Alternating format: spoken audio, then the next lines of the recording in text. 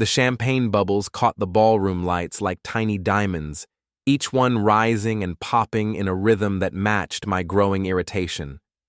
I stood at the back of the Meridian Hotel's grand ballroom, watching 200 of Lena's colleagues laugh at jokes that weren't funny and applaud achievements they'd never understand. The annual Christmas party for Hartwell Financial Group was supposed to be elegant, sophisticated, a celebration of another record year. Instead, it felt like watching a performance where everyone knew the script except me. My wife, Lena, moved through the crowd like she owned the place, which, given her position as Senior Vice President of Client Relations, she practically did. Her black dress hugged every curve perfectly, her blonde hair swept up in that effortless style that took her an hour to achieve. She commanded attention without trying, drawing clients and colleagues into her orbit with practiced ease. I'd fallen for that magnetism 15 years ago when we met at Northwestern. Tonight, it just made my stomach turn. "Cole Merrick, right?" A voice beside me belonged to Janet Reeves from accounting, her face flushed from the open bar. "You must be so proud of Lena. She's absolutely brilliant." "Absolutely," I replied, forcing a smile while watching my wife lean in close to whisper something to Damon Vossel, her boss and the firm's managing partner. Too close. The way she touched his arm lingered a beat too long. The way he looked at her had nothing to do with quarterly reports. "Ladies and gentlemen," Damon's voice boomed through the sound system as he took the podium. At 47, he had that silver fox appeal that made middle-aged women swoon and younger ones curious. His tailored suit probably cost more than my monthly salary as an IT project manager. "If I could have your attention for just a moment." The crowd quieted, champagne glasses pausing halfway to lips. I found myself moving closer, some instinct telling me this moment mattered. "Another exceptional year calls for exceptional recognition," Damon continued, his practiced smile sweeping across the room. "Our client retention rate hit 97% this year, and our new account acquisitions exceeded projections by 43%. These numbers don't happen by accident." Murmurs of agreement rippled through the audience. I spotted Nora Marlin, Damon's wife, standing near the front. She watched her husband with the detached interest of someone observing a mildly entertaining television program.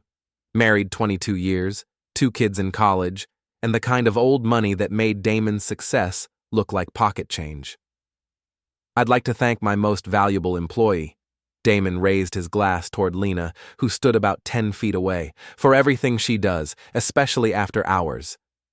The laughter started as a ripple and built to a wave. Innocent enough, the kind of corporate humor that acknowledged the long nights and weekend calls that came with high-level positions.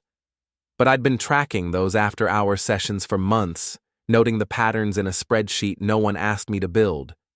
The quarterly reviews that happened monthly. The client dinners that lasted until midnight.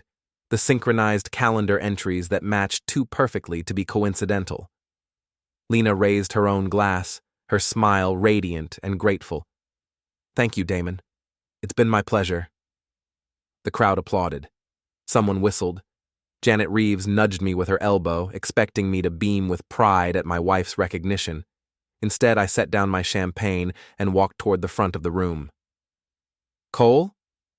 Lena's voice carried a note of warning as she spotted me approaching the podium.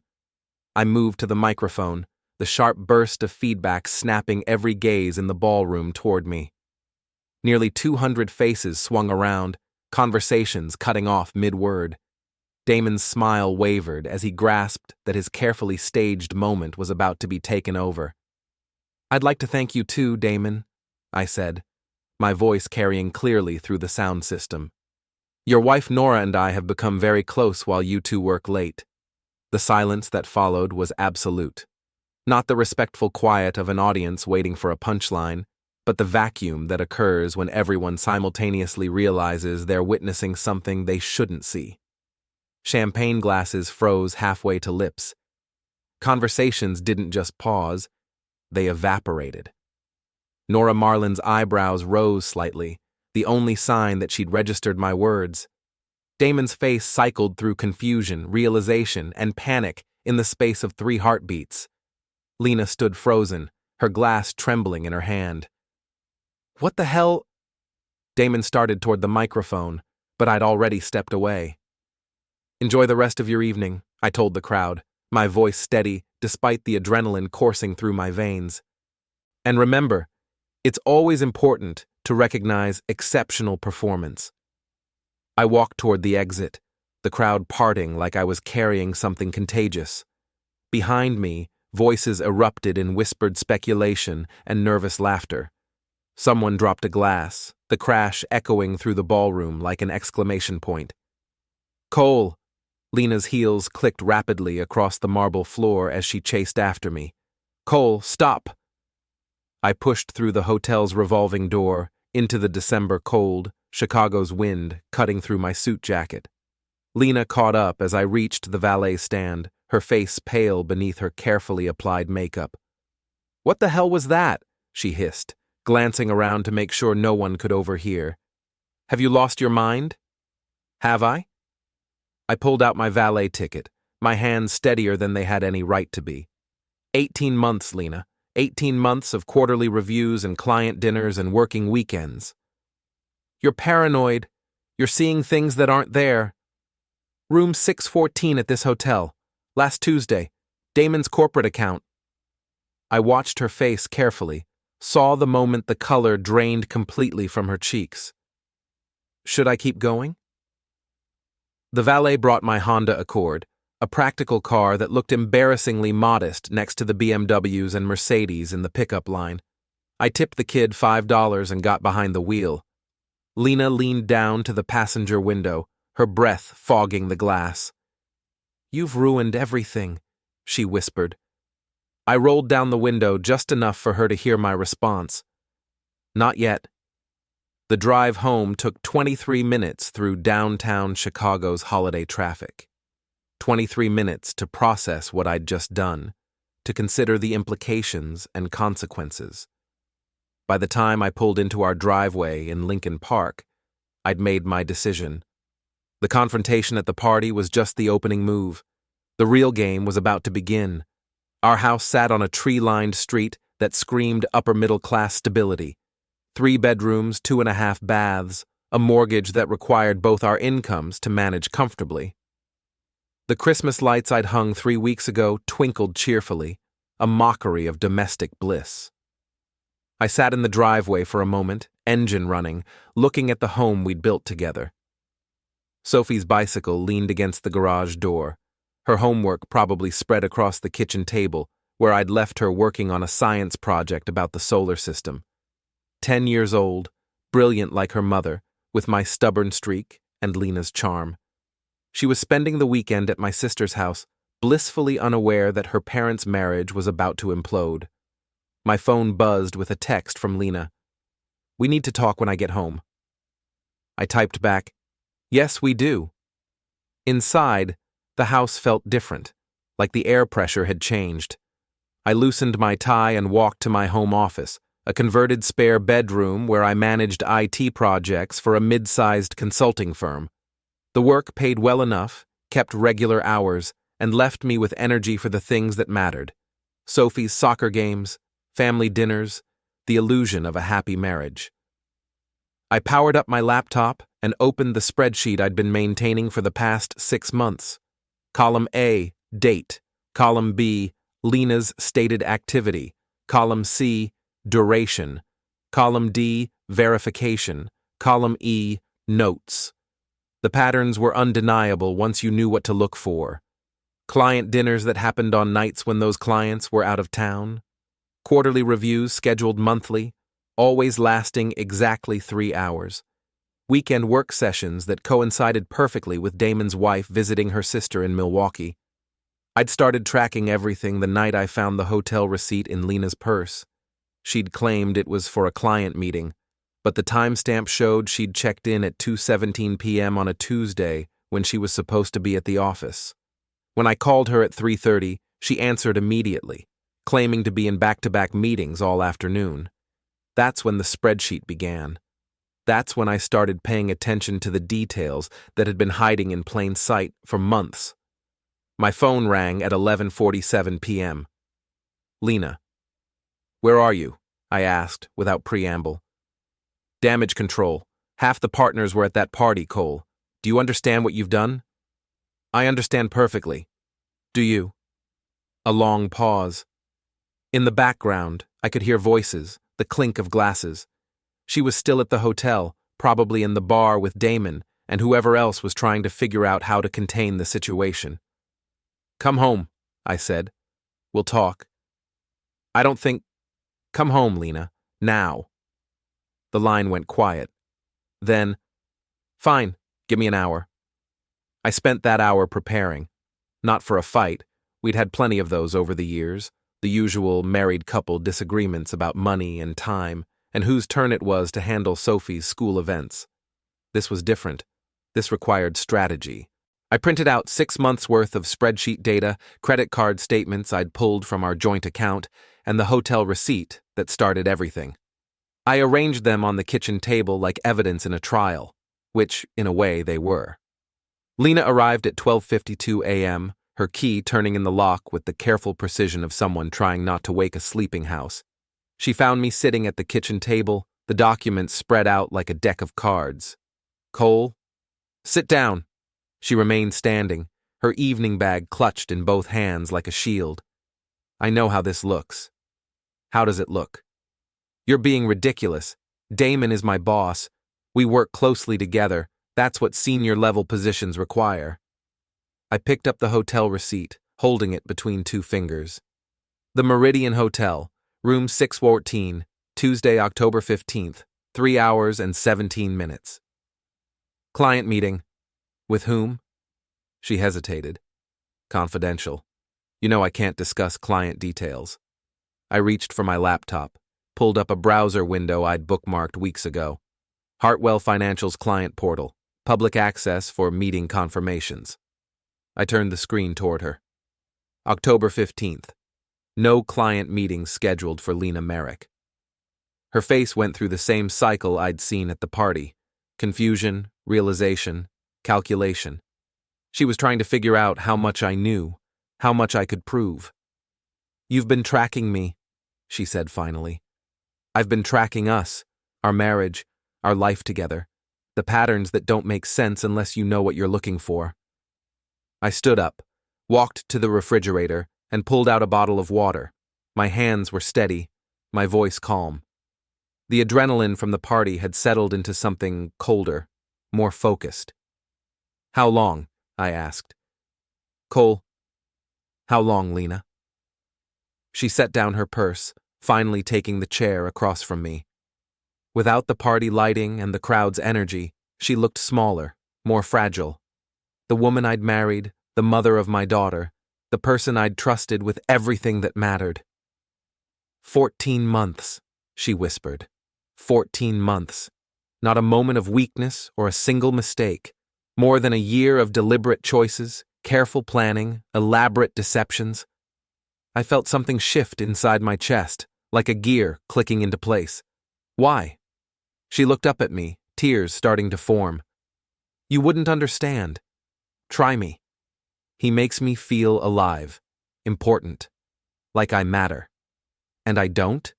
You make me feel safe, comfortable, like I'm exactly where I'm supposed to be for the rest of my life. I nodded slowly, processing her words. And that's not enough. It should be. I know it should be. But it's not. We sat in silence for several minutes, the weight of 15 years settling between us.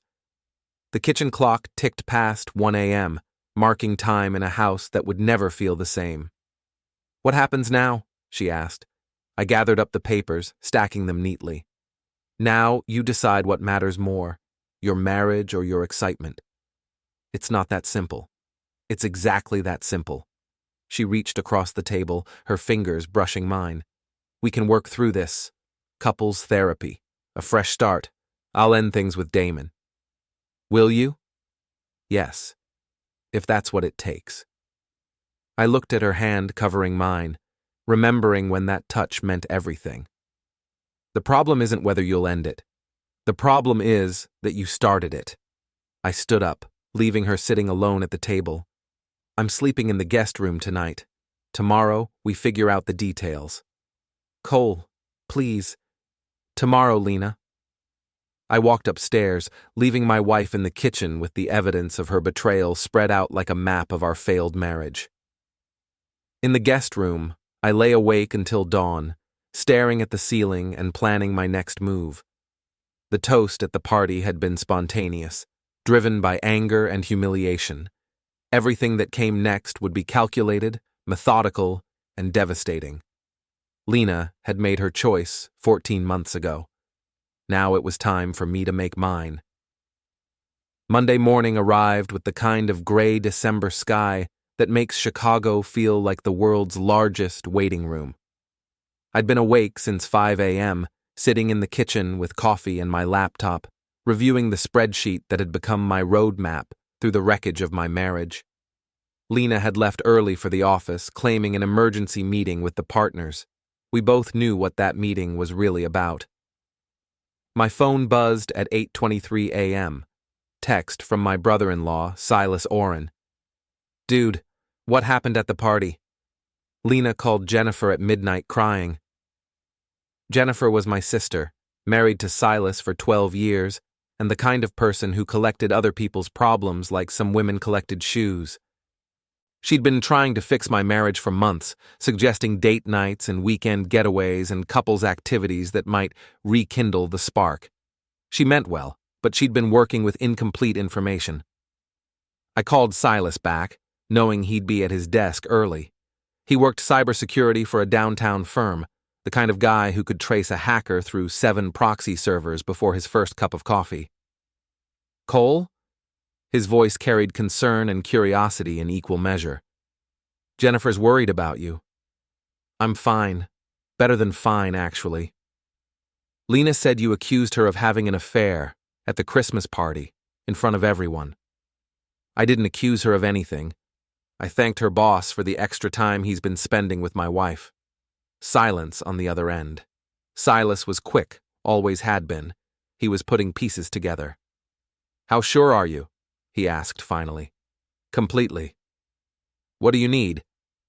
That's why I'd called Silas instead of any of my other friends. No judgment, no lectures about working things out or considering counseling, just a simple question about what I needed to move forward. Can you recover deleted files from a cloud account? Depends on the service and how long ago they were deleted. What are we talking about? Lena's personal email, photos, maybe some financial records. Another pause. Cole, I have to ask, are you sure you want to go down this road? Sometimes ignorance really is bliss. I thought about Lena's hand on Damon's arm at the party, the way she'd smiled when he thanked her for working after hours. 14 months of lies told with the same lips that kissed me goodnight. I'm already down the road, Silas. I just need to see where it leads. Okay, can you get me access to her laptop? She took it to work, but I have the password for her iCloud account. That'll work. Meet me for lunch. Bring the login information. I spent the morning at my own office, trying to focus on a server migration project that suddenly seemed trivial compared to the migration happening in my personal life. My phone stayed silent until 11:15, when Damon Vossel's name appeared on the caller ID. I let it ring 4 times before answering. Cole Merrick. Cole. His voice was tight, controlled. We need to talk. Do we? What you did last night was inappropriate and unprofessional. Lena is a valued employee, and your behavior reflected poorly on both her and the firm. My behavior? I leaned back in my desk chair, enjoying the conversation more than I probably should have. I gave a toast, at a party, thanking you for your attention to my wife. You know what you implied. I implied nothing. I stated facts. You and Lena work late together. Your wife and I have become acquainted during those late nights. Simple observations. Nora mentioned you've never spoken to her beyond basic pleasantries. That's true. But we've become close in the sense that we're both married to people who prioritize work over family. Shared experiences create bonds, don't you think? The silence stretched long enough that I wondered if he'd hung up. Finally, what do you want? I want my wife to come home at reasonable hours. I want her to stop working weekends. I want her to remember that she has a family. And if she doesn't? Then I'll continue expressing my gratitude for your mentorship. Publicly, frequently. Cole. I hung up. Lunch with Silas happened at a diner 3 blocks from his office, the kind of place that served coffee in thick white mugs and minded its own business. He slid into the booth across from me, already pulling out his laptop. "This is either the stupidest thing you've ever done or the smartest," he said, opening the computer. "I haven't decided which." "Probably both. Give me the login information." I handed him a piece of paper with Lena's email and password. She'd used the same password for everything since college. Sophie's birthday plus our wedding year. Some habits never change, even when the person does. Silas's fingers moved across the keyboard with practiced efficiency. "Okay, I'm in. What am I looking for?" "Anything that doesn't match the story she's been telling me." "That's pretty vague." "Start with deleted emails from the past 6 months. Look for anything from Damon Vossel or references to meetings that aren't on her work calendar." The recovery process took 43 minutes. Silas ordered pie and coffee while his software rebuilt Lena's digital history, pulling deleted files from backup servers and cached data. I watched his expression change as the information populated his screen. "Cole," he said quietly, "you might want to prepare yourself." "Show me." He turned the laptop toward me. The screen displayed email after email between Lena and Damon, starting 18 months ago with professional exchanges about client accounts and quarterly projections. But the tone shifted gradually, becoming more personal, more intimate. March 15th. Thanks for staying late to help with the Morrison account. Dinner was nice too. L. April 3rd.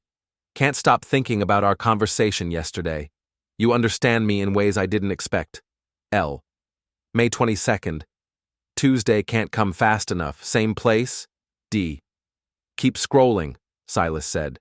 The emails became more explicit without being crude. References to hotel rooms and afternoon meetings. Plans that had nothing to do with client services. Photos sent back and forth. Nothing inappropriate enough to be called explicit, but intimate enough to be damning. Lena in a hotel bathrobe. Damon in a restaurant I recognized as being nowhere near their office. "There's more," Silas said. "Financial stuff." He opened another window, showing bank statements for an account I'd never seen. Joint access between Lena and Damon, with regular deposits and withdrawals. The account was registered in the Cayman Islands, which seemed unnecessarily complicated for an affair. "What's this for?" I asked. "Good question. The deposits come from Hartwell Financial, but they're coded as consulting fees. The withdrawals are cash advances, mostly in Chicago, but some in other cities." I studied the statements, noting the dates and amounts. These deposits happen every month. Same amount, same date. 15,000 on the 15th, like clockwork. "That's a lot of money for consulting fees." "That's a lot of money, period."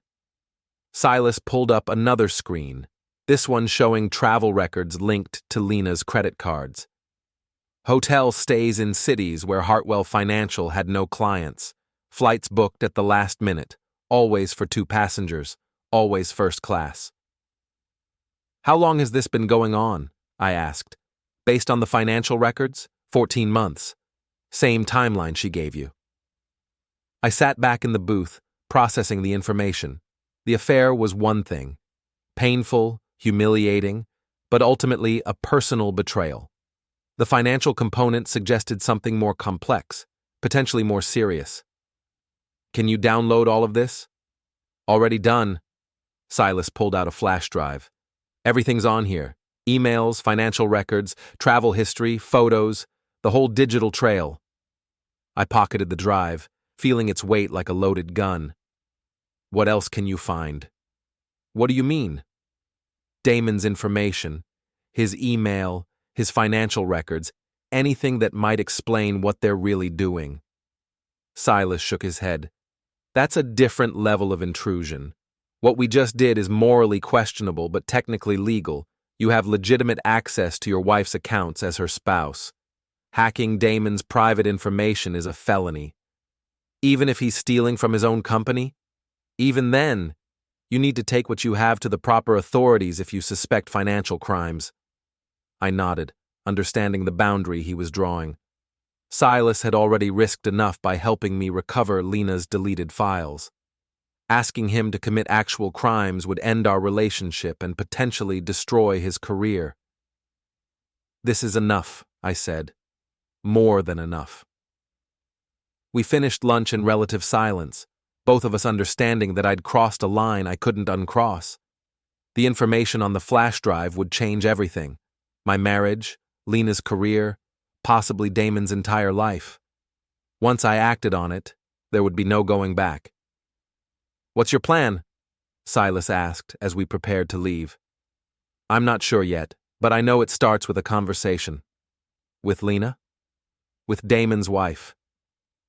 That afternoon, I drove to Nora Marlin's neighborhood, a section of the Gold Coast where old money built tasteful mansions behind iron gates and mature landscaping. The Vossel house sat on a corner lot, its Georgian architecture suggesting permanence and respectability. I parked across the street and waited. Nora emerged at 3:47 p.m., dressed for tennis or lunch or whatever occupied wealthy women on Monday afternoons. She drove a silver Lexus that probably cost more than I made in a year. I followed her to a country club 6 miles away, maintaining enough distance to avoid detection, but staying close enough to track her movements. The country club's parking lot was filled with luxury vehicles that made my Honda look like a service truck. I waited until Nora disappeared into the building, then approached the valet stand. "Excuse me," I said to the young man in the red jacket. "I'm supposed to meet Mrs. Vossel for lunch, but I'm running late. Could you let her know Cole Merrick is here?" "Of course, sir. She's in the main dining room." I tipped him $20 and walked into the club, following signs toward the restaurant. The interior was all dark wood and brass fixtures, the kind of understated elegance that cost more than most people's homes. Nora sat alone at a table by the windows, reading what looked like a financial magazine while picking at a salad. She looked up as I approached, her expression shifting from polite curiosity to recognition. "Mr. Merrick," she said, "this is unexpected. Mrs. Vossel, may I sit down?"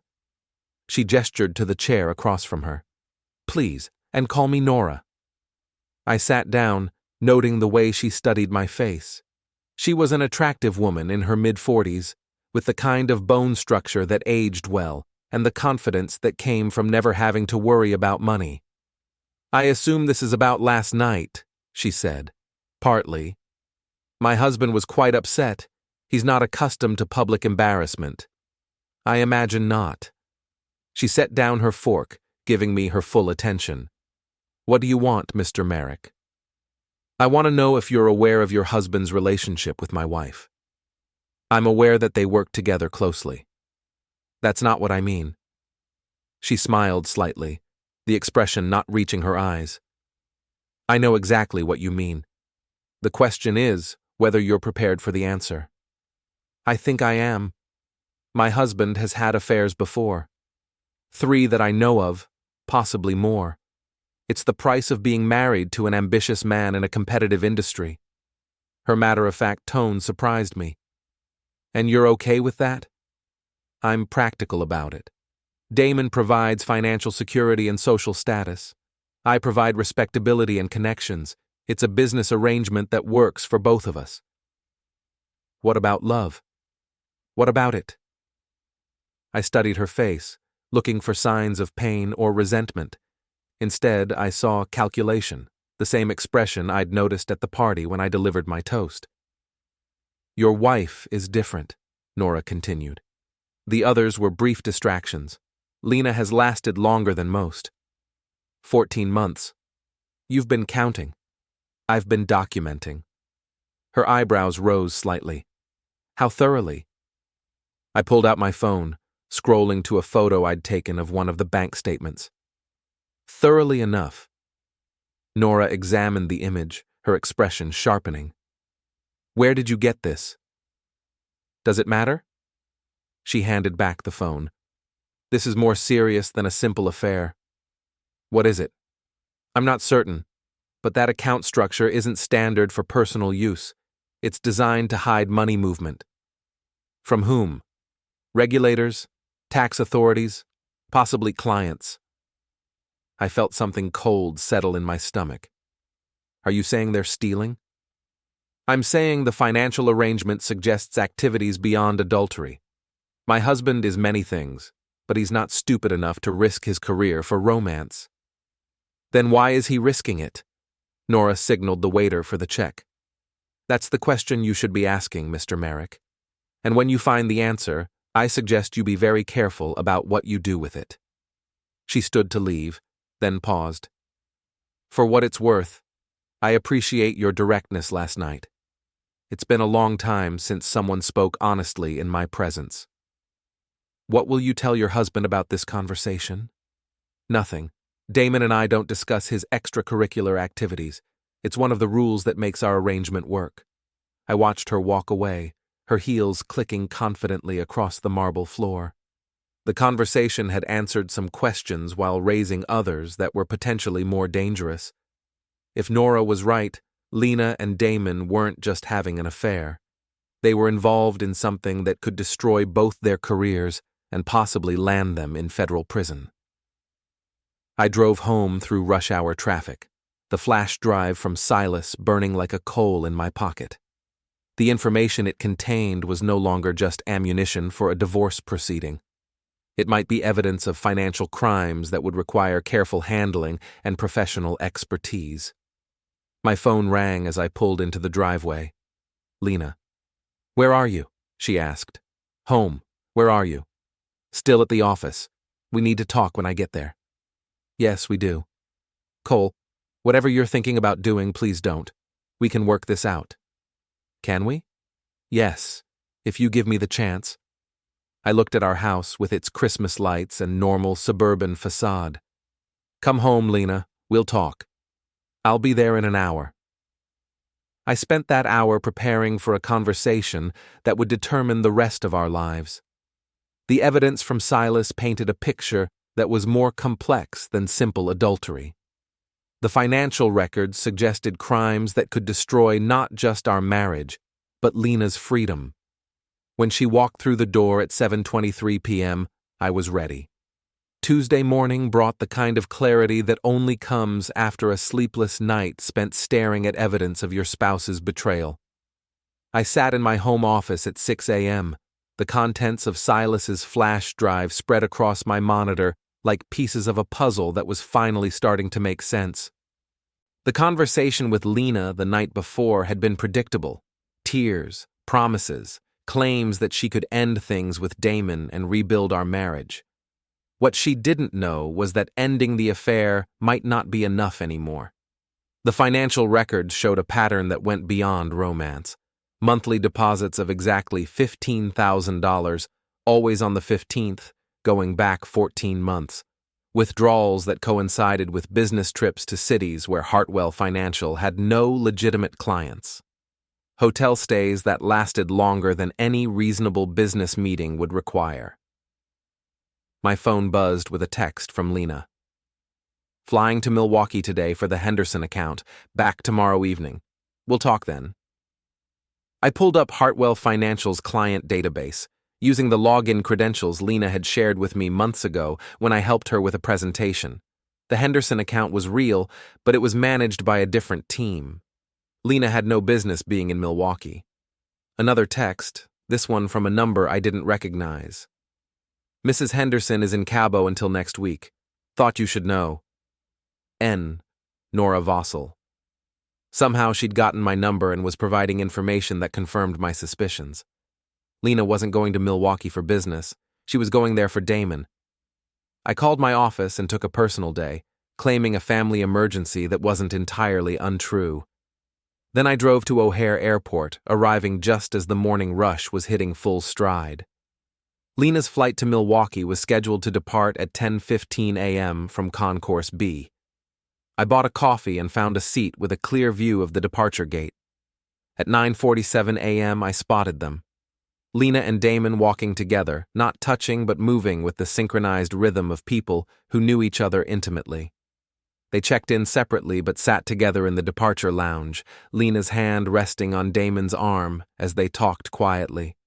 I took photos with my phone, careful to capture their faces and the departure gate clearly visible in the background.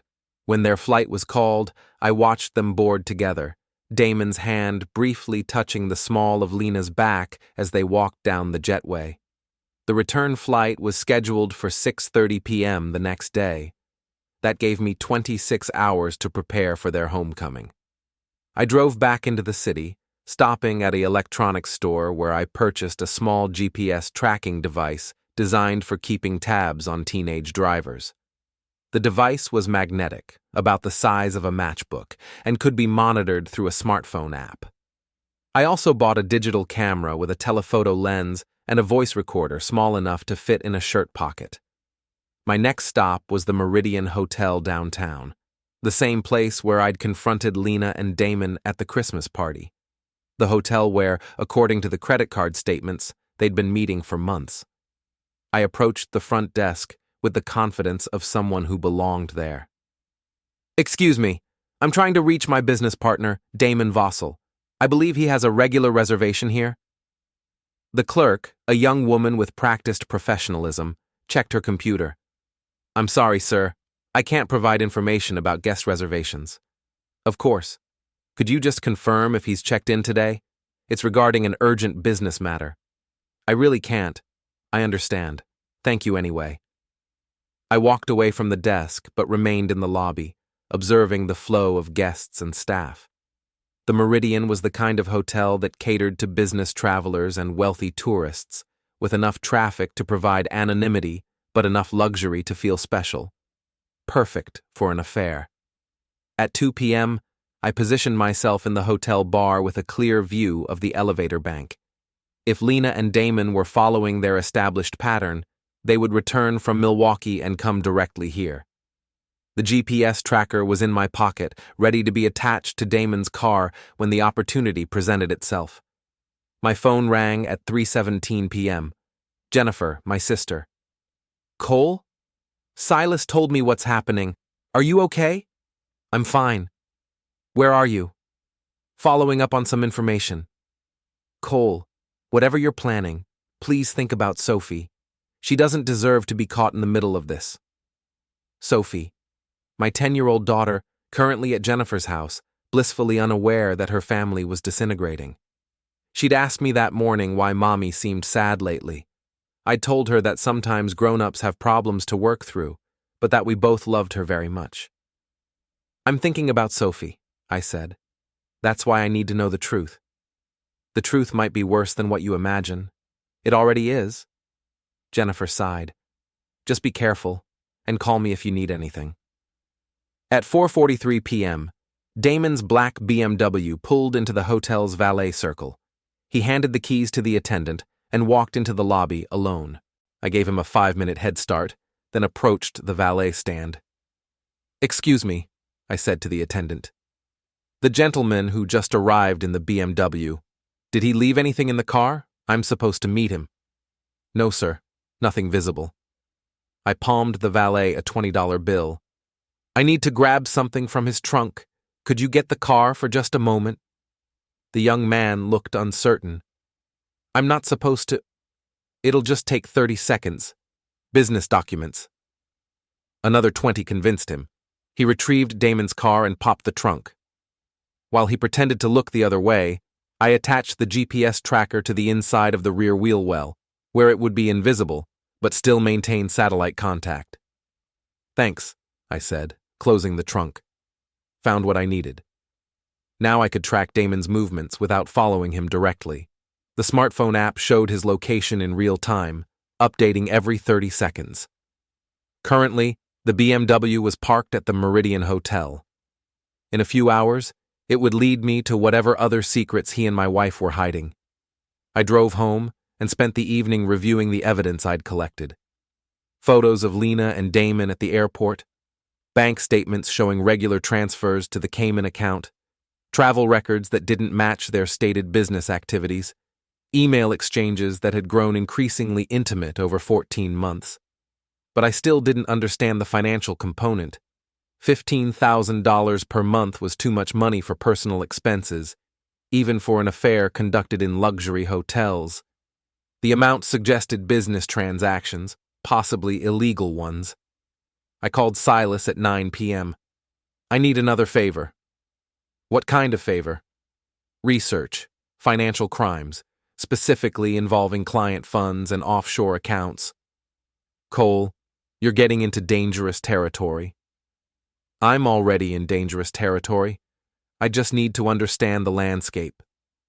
Silas was quiet for a moment. Okay, but this is the last favor. After this, you need professional help. Lawyers, accountants, people who know how to handle financial crimes without going to prison themselves. Agreed. What specifically do you want to know? How would someone at a financial services firm steal client money without getting caught? There are several ways. Shell companies, false invoicing, account manipulation, but they all leave paper trails if you know where to look. What about offshore accounts? Classic money laundering technique? Move funds through multiple jurisdictions to obscure the source. The Caymans are popular because of their banking secrecy laws. How much money would we be talking about? Depends on the scheme. Could be hundreds of thousands, could be millions. Why?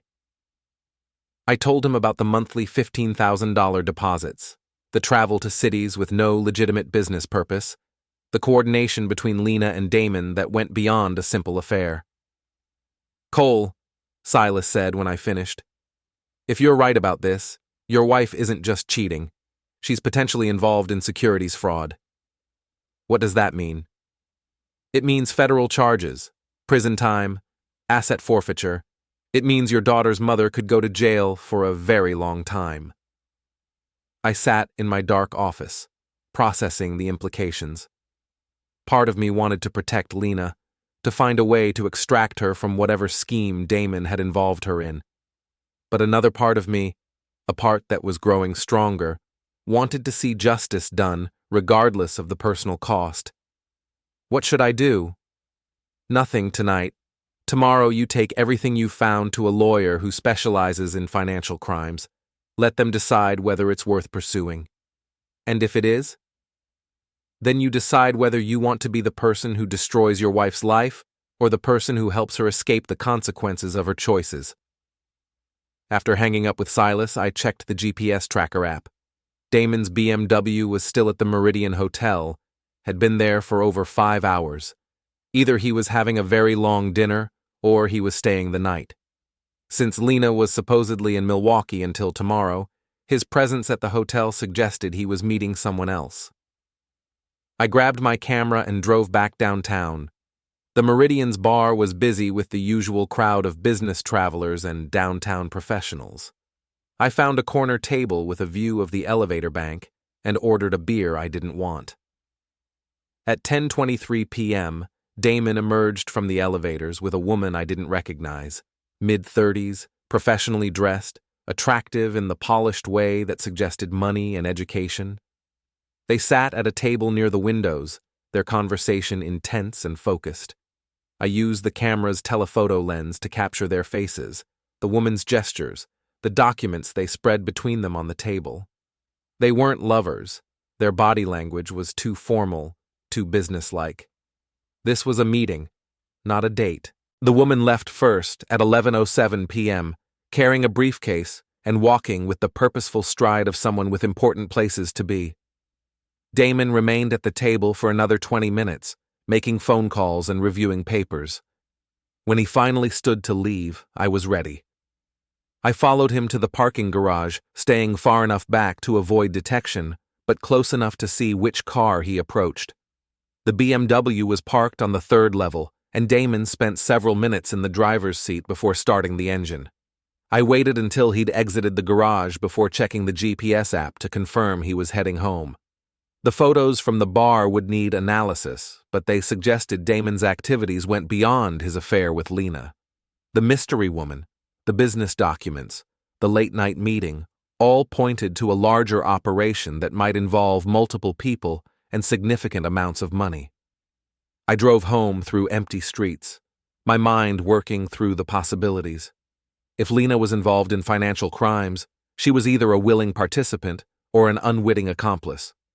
Either way, her relationship with Damon had put her in legal jeopardy that extended far beyond adultery. My phone buzzed with a text as I pulled into my driveway. Lena, flight delayed. Won't be home until late tomorrow. Miss you. I typed back. Miss you too. Safe travels.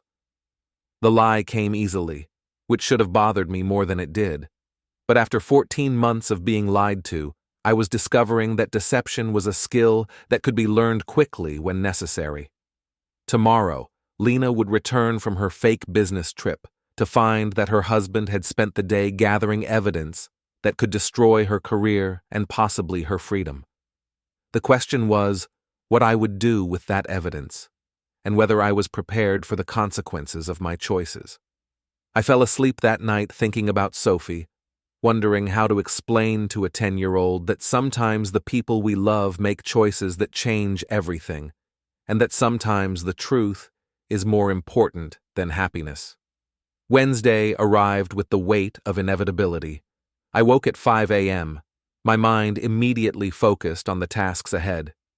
Lena's flight from Milwaukee was scheduled to land at 6:30 p.m., giving me 13 hours to analyze the evidence I'd gathered and decide how to use it. The photos from the hotel bar were already uploaded to my computer, the mystery woman's face clear enough for identification if needed.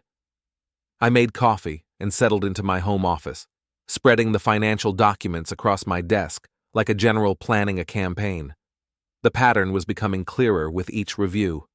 The $15,000 monthly deposits coincided with major client account settlements at Hartwell Financial. Money would flow into the firm from client transactions, then a portion would be diverted to the Cayman account within days of the original deposit. My phone rang at 7:23 a.m. Unknown number. Mr. Merrick?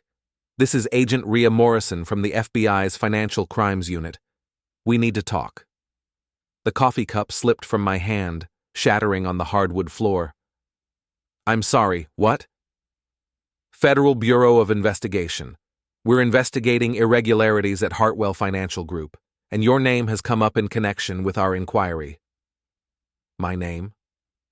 You're married to Lena Merrick, Senior Vice President of Client Relations at Hartwell Financial. Yes. We understand you've been asking questions about your wife's business activities. We'd like to meet with you today. I stared at the broken coffee cup, my mind racing through the implications. How did you... Mr. Merrick, this is a federal investigation. We're aware of your recent activities, including your visit to the Meridian Hotel last night. Can you meet us at our downtown office this morning? Do I need a lawyer? That's your choice, but you're not a target of our investigation. We believe you may have information that could be helpful. What kind of information? The kind that could help us understand the scope of the financial irregularities we're investigating. Can you be here at 10 a.m.? I agreed to the meeting, then immediately called Silas. The FBI just contacted me. What? Financial Crimes Unit. They want to meet this morning. They know about the hotel, about my questions regarding Lena. Cole, you need a lawyer, now. They said I'm not a target. They always say that. It doesn't mean anything. Don't go to that meeting without legal representation. I can't afford the kind of lawyer who handles federal cases. Then don't go at all. I thought about the evidence on my desk, the photos on my computer, the GPS tracker still attached to Damon's car. What if I have information they need? Then they can get a subpoena. Cole, listen to me carefully. Federal agents don't make friendly requests for information. If they're calling you, it's because they already know something significant. After hanging up with Silas, I spent an hour researching criminal defense attorneys who specialized in white-collar crimes. The consultation fees alone were more than I could afford, and most couldn't meet on such short notice. I was on my own. The FBI's Chicago office occupied several floors of a downtown federal building, all concrete and security checkpoints, and the kind of institutional efficiency that made private citizens feel small and vulnerable. Agent Morrison turned out to be a woman in her early 40s, professionally dressed with the no-nonsense demeanor of someone who spent her days unraveling financial crimes. "Thank you for coming, Mr. Merrick," she said, leading me to a conference room with a view of the city. "This is Agent David Chen, my partner on this case." Agent Chen was younger, maybe mid-30s, with the alert expression of someone who missed nothing. They sat across from me at a polished table, a digital recorder between us. "Before we begin," Agent Morrison said, "I want to emphasize that you're here voluntarily. You're free to leave at any time, and you have the right to have an attorney present." "I understand." "Good. Let's start with what you know about your wife's relationship with Damon Vossel." I told them about the affair, the hotel meetings, the coordinated travel. They listened without interruption, occasionally taking notes but showing no surprise at the information. "How long have you suspected the relationship?" Agent Chen asked. 6 months of suspicion. Confirmation came last weekend." "What kind of confirmation?" I described the Christmas party, my public accusation, the confrontation with Lena afterward. Agent Morrison's eyebrows rose slightly when I mentioned my toast to Damon. "That was a risky move," she said. I was angry. "Understandably." "What happened after the party?" Lena admitted to the affair, said it had been going on for 14 months. "Did she mention anything about their business activities?" "She said they worked closely together. Long hours, client dinners, that sort of thing." Agent Chen leaned forward. "Mr. Merrick, what do you know about your wife's financial situation?" "What do you mean?" "Bank accounts, investments, income sources beyond her salary at Hartwell Financial." I hesitated, knowing that my next words would cross a line I couldn't uncross. "I found evidence of an offshore account, joint access between Lena and Damon." The agents exchanged glances. "How did you find this evidence?" Agent Morrison asked. "I recovered deleted files from her email account." "With her permission?" "I have her passwords. We're married." "Show us." I pulled out the flash drive Silas had given me, then paused. "If I share this information, what happens to my wife?" "That depends on what the information shows and what her level of involvement turns out to be." "She could go to prison." "If she's committed federal crimes, yes." I thought about Sophie, about the conversation I'd had with Jennifer, about the life we'd built together over 15 years. Then I thought about 14 months of lies, about Lena's hand on Damon's arm, about the way she'd smiled when he thanked her for working after hours. I handed over the flash drive. Agent Chen plugged it into his laptop, and both agents spent the next 20 minutes reviewing the contents. Their expressions grew more serious as they scrolled through emails, bank statements, and travel records. "Mr. Merrick," Agent Morrison said finally, "this information is extremely valuable to our investigation." "What exactly are you investigating?" "Securities fraud, client fund manipulation, money laundering. We believe Hartwell Financial has been systematically stealing from client accounts for at least 18 months. And Lena? Based on these records, your wife appears to be a key operational component of the scheme. She processes the false invoices, coordinates the fund transfers, and provides legitimacy to transactions that would otherwise raise red flags. I felt something cold settle in my stomach. Is she the mastermind? Unlikely. The scheme is too sophisticated for someone in her position to have designed, but she's definitely not an innocent victim. Agent Chen turned his laptop toward me, showing an email exchange between Lena and Damon from 6 months ago. "The Morrison account is ready for processing," he read. "Standard 15%, usual routing." Does that language mean anything to you? No. It's code for skimming 15% of client deposits and routing the money through shell companies to offshore accounts. Your wife sent that email. The room felt smaller suddenly, the walls pressing in. How much money are we talking about? Conservative estimate? $3.7 million over 18 months. 3.7 million? Could be more. We're still tracing all the accounts. Agent Morrison leaned back in her chair. Mr. Merrick, we need your help. What kind of help? Your wife doesn't know we're investigating. Neither does Damon. We'd like to keep it that way while we gather more evidence. You want me to spy on her? We want you to continue your normal routine while staying alert for information that might help our case. And if I refuse? Then we proceed without your cooperation. But it would be easier with your help. I thought about the GPS tracker on Damon's car, about the photos from the hotel bar, about the mystery woman who might be another piece of the puzzle. There's something else, I said. I told them about following Damon to the hotel, about the meeting with the unidentified woman, about the business documents they'd discussed. Agent Chen made notes while Agent Morrison studied the photos on my camera. Do you recognize her? I asked. Maybe. We'll need to run facial recognition to be sure. Who do you think she is? If she's who I think she is, she's a banker from the Caymans, someone who specializes in helping American clients move money offshore. The meeting lasted another hour, covering details about Lena's schedule, her access to client accounts, her relationship with other employees at Hartwell Financial. By the time I left the federal building, I'd agreed to cooperate with their investigation while maintaining the appearance of a normal marriage. I drove home through afternoon traffic, my phone buzzing with texts from Lena about her delayed flight and expected arrival time. Each message felt like a lie, which it was, but now the lies had federal implications that went far beyond adultery. At 4 p.m., I checked the GPS tracker app. Damon's BMW was at Hartwell Financial's downtown office, where it had been since morning. Normal business day, normal location. But according to the FBI, nothing about Damon's business was normal. My phone rang at 5:17 p.m. Lena. Hi, honey.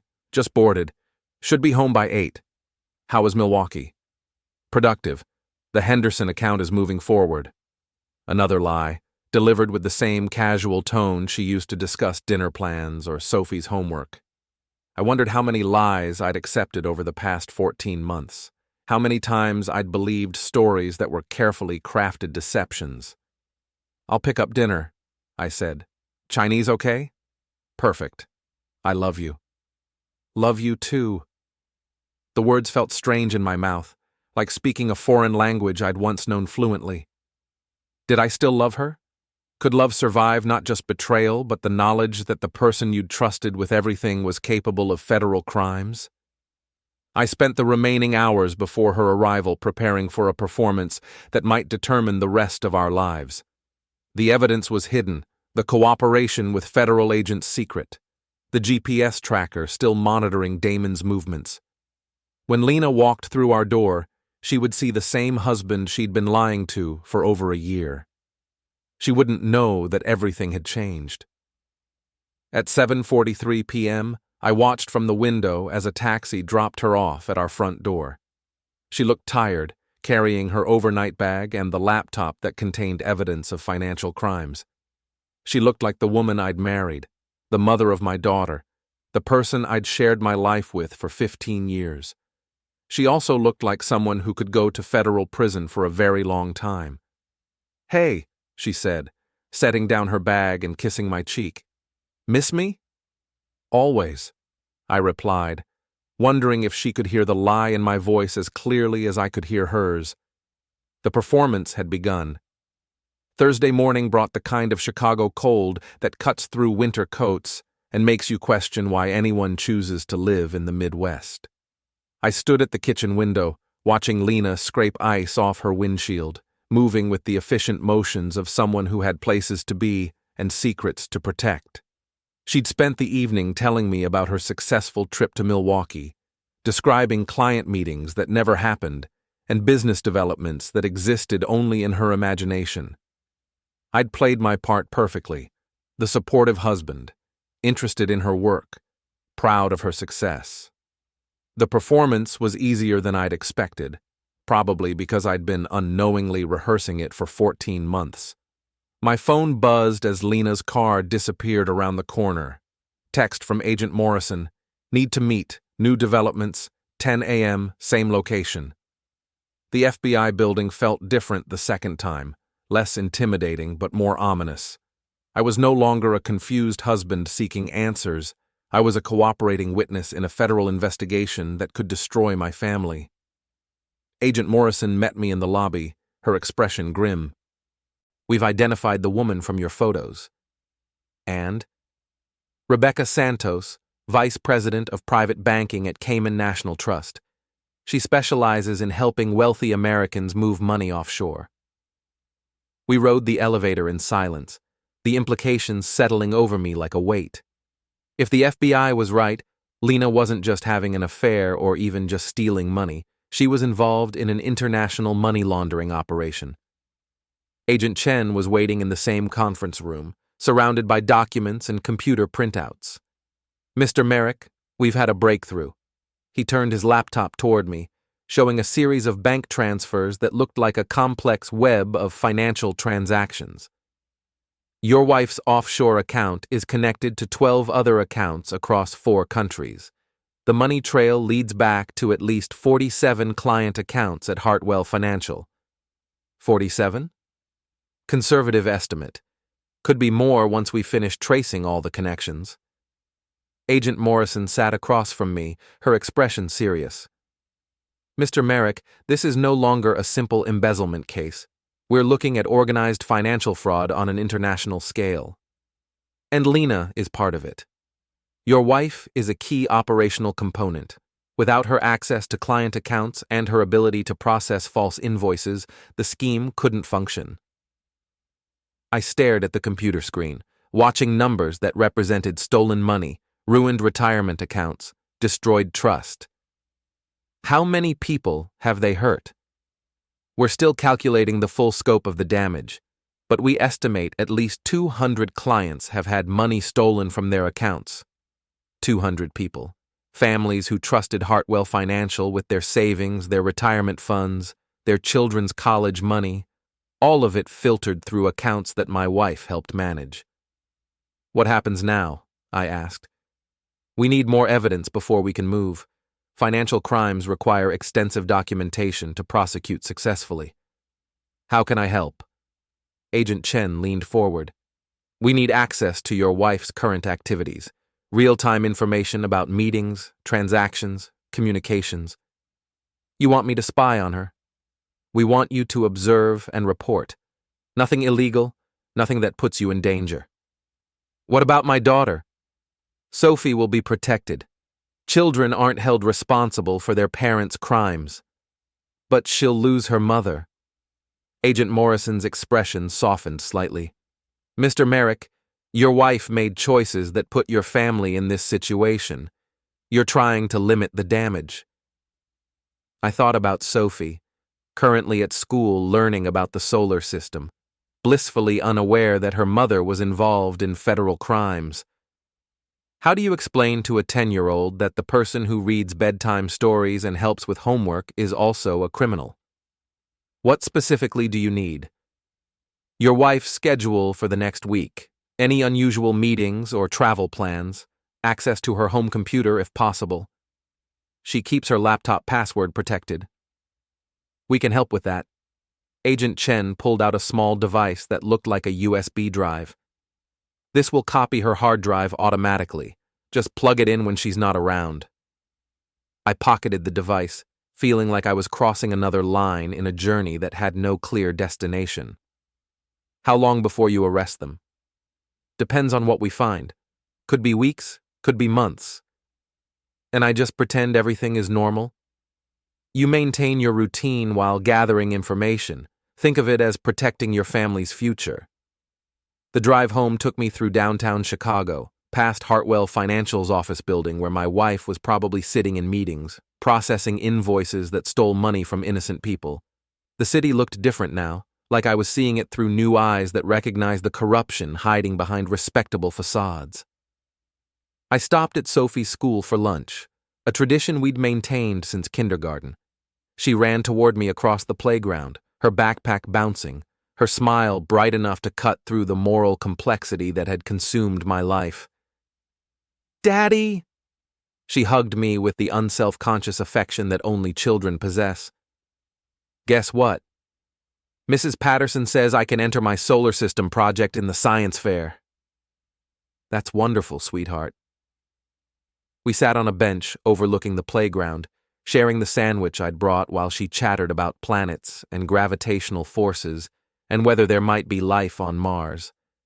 For 30 minutes, I could pretend that my world wasn't collapsing, that my daughter's future wasn't hanging in the balance of a federal investigation. "Is Mommy still sad?" Sophie asked, her 10-year-old intuition picking up on tensions she couldn't understand. "Why do you think Mommy is sad?" "She cries sometimes when she thinks I'm not looking, and she hugs me extra tight like she's scared I might go away." My throat tightened. "Sometimes grown-ups have problems to work through, but we both love you very much." "Are you and Mommy going to get divorced?" The question hit me like a physical blow. "Why would you ask that?" "Jessica's parents got divorced last year. She said they stopped talking to each other first. Then they had lots of meetings with lawyers." I pulled Sophie closer, breathing in the scent of her shampoo, trying to memorize the moment before everything changed forever. "Mommy and I are working through some things, but no matter what happens, we'll always be your parents." "Promise?" "Promise." The lie came easily, which should have bothered me, but protecting Sophie from the truth seemed more important than absolute honesty. That afternoon I returned home and waited for Lena's arrival. The USB device from Agent Chen sat on my desk like a loaded weapon, ready to extract information that could send my wife to federal prison. The GPS tracker app showed Damon's BMW still at the Hartwell Financial office, following normal business patterns. Lena arrived at 6:23 p.m., carrying her laptop bag and wearing the expression of someone who'd had a difficult day. She kissed my cheek with the mechanical affection of long marriage, then headed upstairs to change clothes. "How was your day?" she called from the bedroom. "Fine. Yours?" "Challenging. The Henderson account is more complicated than we thought." Another lie, delivered casually while she hung up her work clothes. I wondered if she practiced these deceptions, rehearsing the stories she would tell to maintain the illusion of normal marriage. During dinner, she talked about office politics and client demands and the stress of managing multiple accounts simultaneously. Her performance was flawless. The dedicated professional, working hard to provide for her family. If I hadn't seen the evidence, hadn't spoken to federal agents, I might have believed her completely. "I need to do some work tonight," she said, pulling out her laptop after we finished eating. "Big presentation tomorrow." "No problem. I'll handle Sophie's bedtime." She sat up at the kitchen table, her fingers moving across the keyboard with practiced efficiency. I helped Sophie with homework in the living room, one eye on my daughter's math problems and the other on my wife's criminal activities. At 9:15 p.m., Lena went upstairs to take a shower. I had maybe 10 minutes before she returned.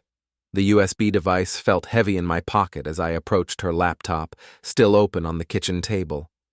The screen showed a spreadsheet filled with client account numbers and transaction amounts.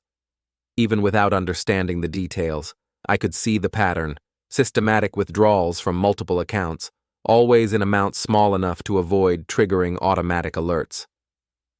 I plugged in the USB device. A small window appeared on the screen. Copying files. Estimated time, 7 minutes. 7 minutes felt like an eternity. I could hear water running upstairs, but showers don't last forever. I paced the kitchen, checking the progress bar every 30 seconds, my heart pounding with the rhythm of someone defusing a bomb. At 6 minutes and 43 seconds, the water stopped. At 6 minutes and 51 seconds, the copying completed. I yanked out the USB device and closed Lena's laptop just as her footsteps appeared at the top of the stairs. "Find everything you needed?" I asked as she returned to the kitchen. "Almost finished. Just need to review a few more files." She reopened the laptop, her fingers moving across the keyboard without any indication that she suspected what had just happened. I retreated to the living room, the USB device burning in my pocket like evidence of my betrayal. But was it betrayal? Or was it justice? The question followed me to bed that night, where I lay awake listening to Lena's breathing and wondering who she really was beneath the familiar surface of 15 years of marriage. My phone buzzed with a text at 11:47 p.m. Unknown number. "Tomorrow changes everything. Be ready. N. Nora Vossel." Somehow she knew about the federal investigation, or at least suspected that events were moving toward a conclusion. Her message suggested that whatever was coming would happen soon. I deleted the text and tried to sleep, knowing that tomorrow would bring new challenges, new evidence, new choices that would determine the fate of everyone I loved. The performance was becoming more difficult with each passing hour, but it was also becoming more necessary. In the morning, I would hand the USB device to federal agents who would use its contents to build a case against my wife. By evening, I might know exactly how much prison time she was facing, and whether our daughter would grow up visiting her mother behind bars. The truth was finally emerging, but it looked nothing like the justice I'd imagined when I stood up at that Christmas party and delivered my sarcastic toast. Reality was messier, more complex, more heartbreaking than revenge fantasies ever suggested. And it was just beginning. Friday morning arrived with news that changed everything. I was drinking coffee and reviewing the files I'd copied from Lena's laptop when Agent Morrison called at 7:42 a.m. "We need to accelerate our timeline," she said without preamble. "Can you meet us in an hour?" "What's happened?" "Someone tipped off Damon Vossel. He's been shredding documents since yesterday evening and moving money out of the offshore accounts." I felt my stomach drop. "How do you know?" "We've been monitoring his communications since Tuesday. Last night he received a call that sent him into damage control mode." "From whom?" "We're not sure yet, but he knows we're investigating, which means your wife probably knows too." I looked toward the stairs where Lena was getting ready for work. Her routine seemed normal. Shower, coffee, 20 minutes with her makeup and hair. No signs of panic or unusual behavior. She's not acting like someone who knows about a federal investigation. Maybe he hasn't told her yet, or maybe she's a better actress than you think. An hour later, I sat in the same FBI conference room, but the atmosphere had changed dramatically. Agent Chen was on his phone coordinating with other agents, while Agent Morrison spread surveillance photos across the table like cards in a high-stakes poker game. "Damon spent 4 hours at his office last night," she said, pointing to time-stamped images. "Security cameras show him feeding documents into an industrial shredder.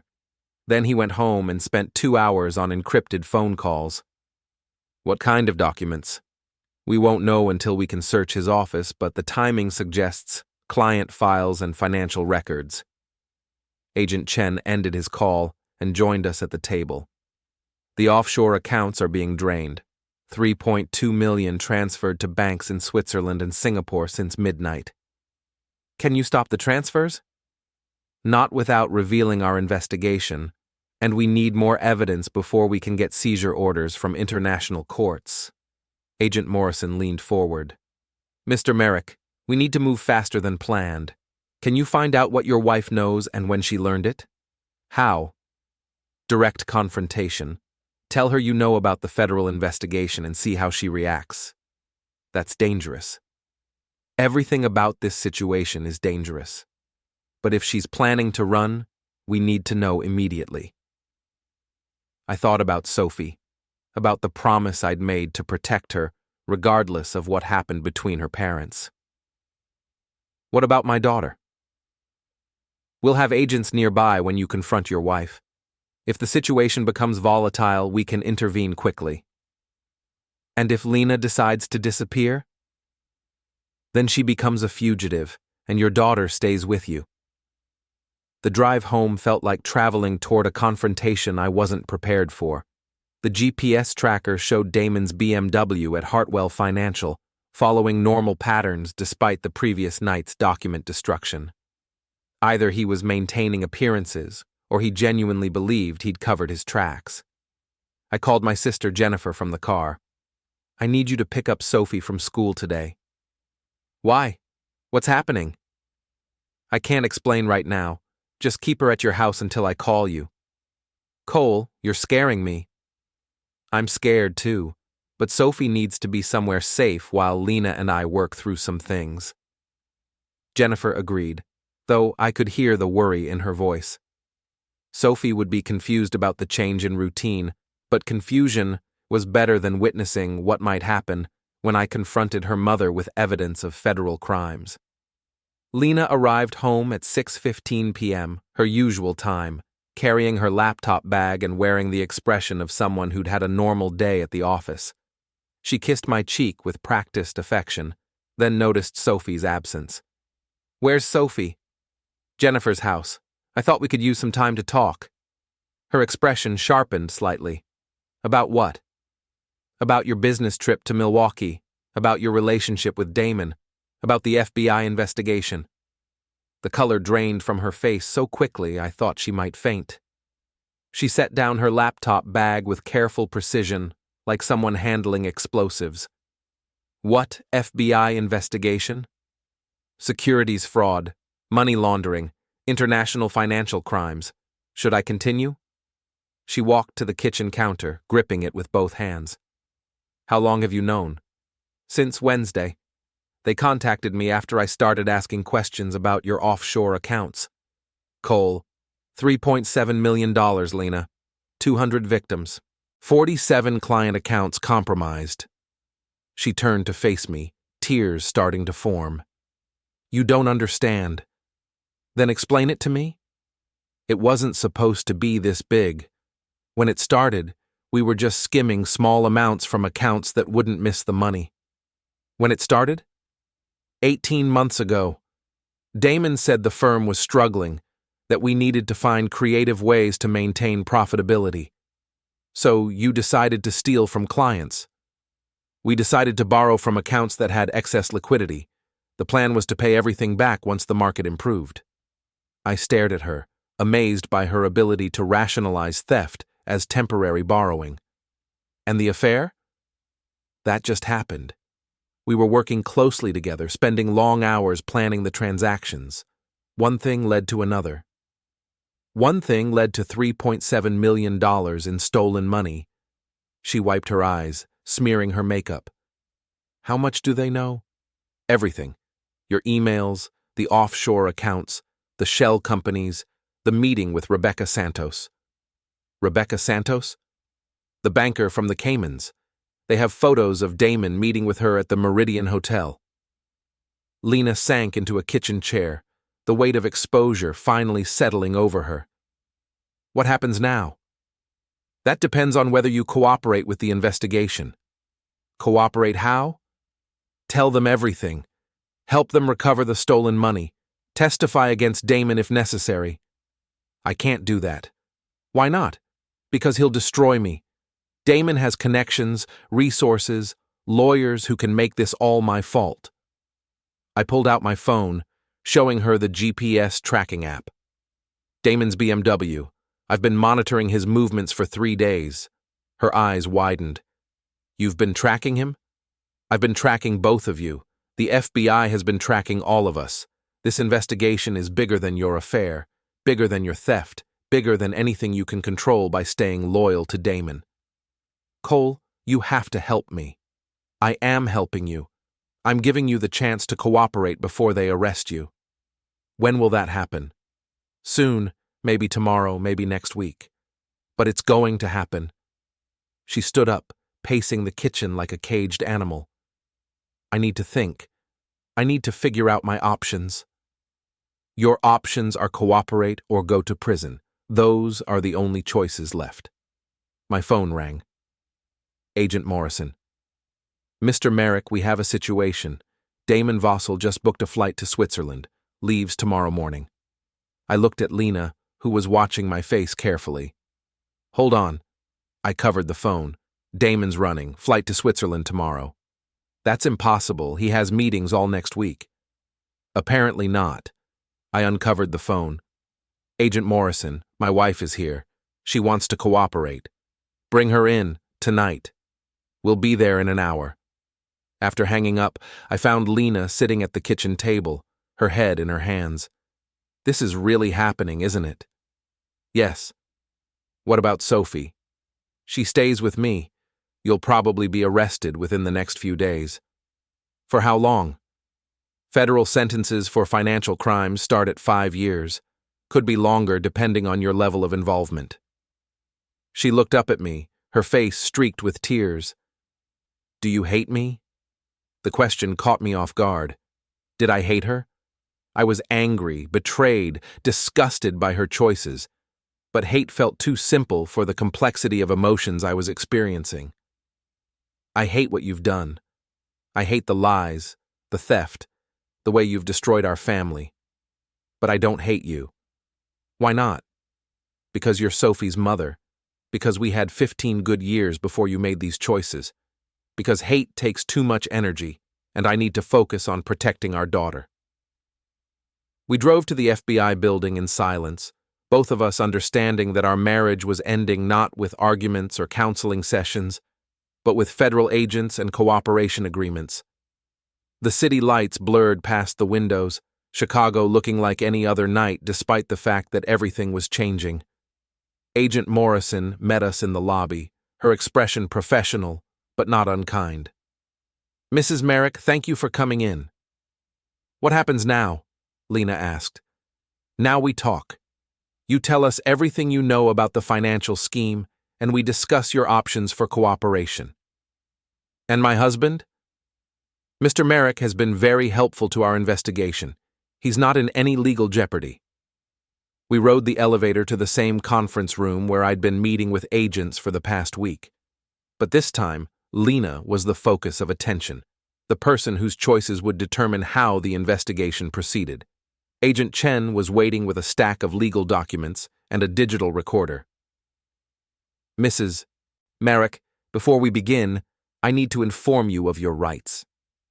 As the Miranda warnings filled the room, I realized that my wife was officially becoming a criminal defendant in a federal case. The woman I'd married, the mother of my child, the person I'd shared my life with for 15 years, was about to confess to crimes that could send her to prison for decades. The performance was over. Reality had finally arrived, and it looked nothing like the revenge I'd imagined when I stood up at that Christmas party and delivered my sarcastic toast. Justice, it turned out, was more complicated than satisfaction, and it was just beginning.